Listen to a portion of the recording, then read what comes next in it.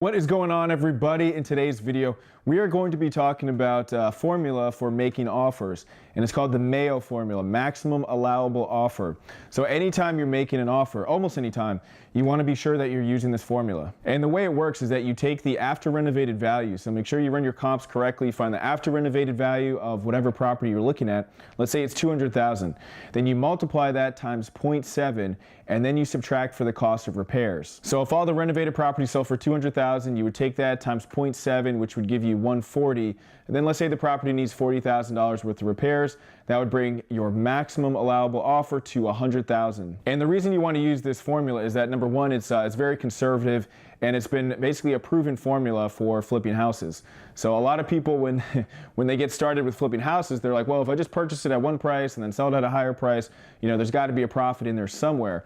However, that will get you in some trouble. So you really need to use this formula, and also keeping in mind too that you can go above that formula, and sometimes you can even go below that formula, or sometimes you want to go below that formula. So let's take like a condo, maybe a one-bedroom condo, and there's like 10 comps, and the properties all sell very quickly, and there's just not a lot of risk involved with the flip. In that scenario, you could go like 0.75 or even 0.8 as far as your ARV purchase price.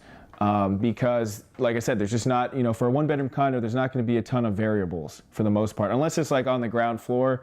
That would be the only time I'd be concerned with that number. And the opposite is true too. If it's a property that maybe it's very different from all the other houses, maybe it's not in the best neighborhood, maybe it's like in front of a busy street as well. In that scenario, you might want to go at like 0.6 or even 0.65. You wouldn't want to go at the 0.7 number just because there's more risk involved. So I always recommend using the MAO formula and then also using a deal analyzer so you can see the exact profit. Because with the MAO formula, you might only say, okay, well, it's at 0.7, looks like a good deal. With using the MAO formula and the deal analyzer will get you, okay, it's a 0.7 and I'll make, you know, 42,000. All right, sounds like a good deal, let's do it. So that's the MAO formula in a nutshell, and I would definitely use that on all your flips, especially when you're getting started. The only time I wouldn't, you know, the more experienced investors, sometimes they're more flexible with the MAO formula, but especially when you're getting started, make sure to use the MAO formula. And just to recap, the MAO formula is ARV, the after renovated value, times 0.7, minus the cost of repairs. And that should be the most that you're paying for properties when you're first getting started. So thanks for watching this video. I hope you enjoyed it. And if you liked it, please give me a like, please subscribe, and I will see you on the next one. All right, bye.